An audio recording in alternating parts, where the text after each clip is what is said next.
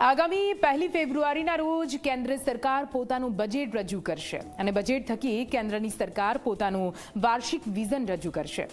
જનતા બજેટને લઈને ઘણી આશા અપેક્ષાઓ રાખી રહી છે।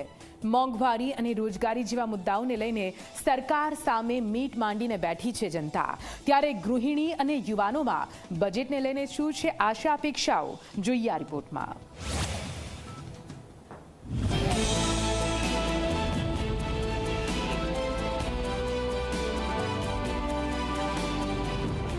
અમદાવાદમાં ભાડાના મકાનમાં રહેતા આ છે જાગૃતિબેન।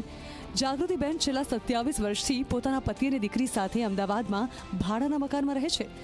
જાગૃતિબેનના ઘરની માસિક આવક માત્ર 15,000 રૂપિયા છે, પરંતુ દર મહિને જીવન જરૂરિયાતી ચીજવસ્તુઓ પાછળ તેમને 18,000 રૂપિયા ખર્ચ કરવા પડે છે।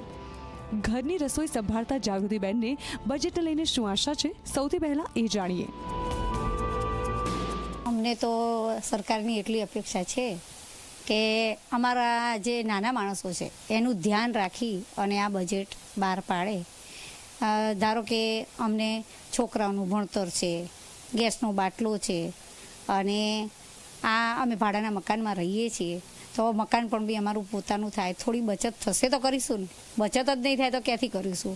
હું આજે 27 વર્ષથી અમદાવાદમાં છું તો હું ભાડાના મકાનમાં જ રહું છું। અત્યારે મને એવી આશા છે કે મારું એક સપનાનું ઘર થાય। મારી દીકરી આજે 12 વર્ષની થઈ અને હું ભાડાના મકાનમાં ક્યાં સુધી ફરીશ, તો મને એવી આશા છે કે મારી દીકરી પોતાના ઘરમાં રહી શકે।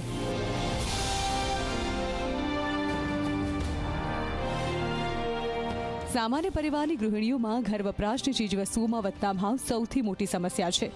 રાંધણ ગેસ, તેલ, દૂધ અને શાકભાજી જેવી વસ્તુઓમાં ભાવ વધારાથી મહિલાઓ પરેશાન છે। મોંઘવારીમાં કાબુ લાવે, ગેસના બાટલો છે, દૂધમાં થોડું બહુ વધારો થઈ ગયો છે તો દૂધ છે, છોકરાઓના અભ્યાસનું, આ મેડિકલનું, આવું બધું થોડું નાનું નાનું વિચારે તો પણ બી અમારા જેવાનો એ થઈ જાય કે અમે અમારી રીતે કંઈક કરી શકીએ એમ। અમારે પગાર ધોરણ બહુ નાના છે, અમે નાના માણસો છીએ, તો નાના માણસોને ધ્યાનમાં રાખીને બજેટ બહાર પાડે એવી અપેક્ષા હું સરકાર જોડે રાખું છું। ઘરની આવકથી વધારે મહિનાનો ખર્ચ થઈ જાય છે અને આ પરિસ્થિતિને કારણે જાગૃતિબેને પણ બહાર કામ કરવાની ફરજ પડી રહી છે। આવક તો અત્યારે 15,000ની આસપાસ આવક આવે છે અને ખર્ચા કરવા જઈએ તો 18,000 થઈ જાય છે, પણ પછી નાનું મોટું અમે પણ બી થોડું ઘરે કામ કરી અને મેનેજ કરીએ છીએ।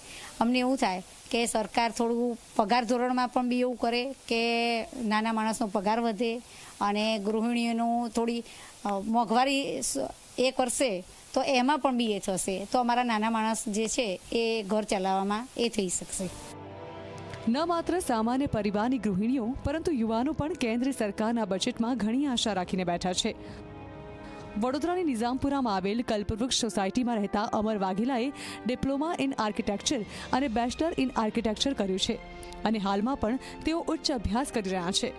અમર વાઘેલા કહે છે કે આર્કિટેક્ચર ડિપાર્ટમેન્ટમાં સ્ટેશનરીનો ખર્ચ સૌથી વધુ થાય છે। વિદ્યાર્થીઓ બેચલર કોર્સ પૂરો થયા પછી સારી નોકરી મળવાની શક્યતાઓ ઓછી।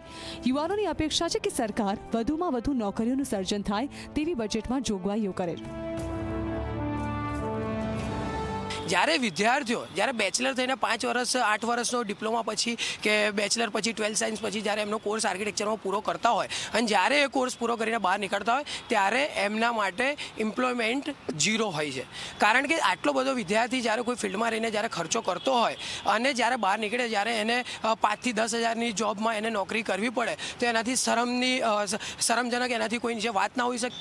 જે બી બજેટ છે તે વિદ્યાર્થીલક્ષી હોવું જોઈએ, વિદ્યાર્થીઓના જે એમ્પ્લોયમેન્ટની વાત છે તેની હોવી જોઈએ।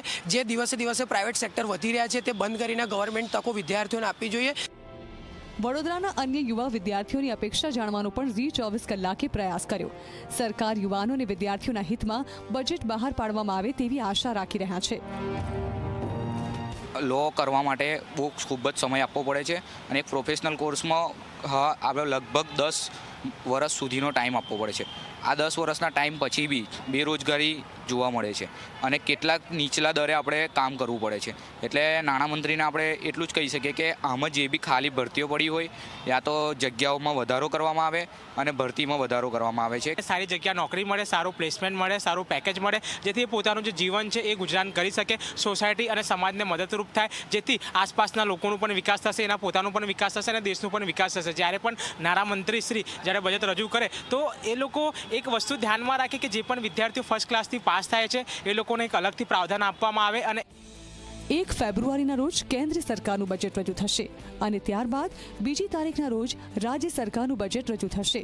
ત્યારે જોવું એ રહેશે કે યુવાઓ અને ગૃહિણીઓની આશા પર સરકારનું બજેટ કેટલું ખરું ઉતરશે. Bureau report, Zee media.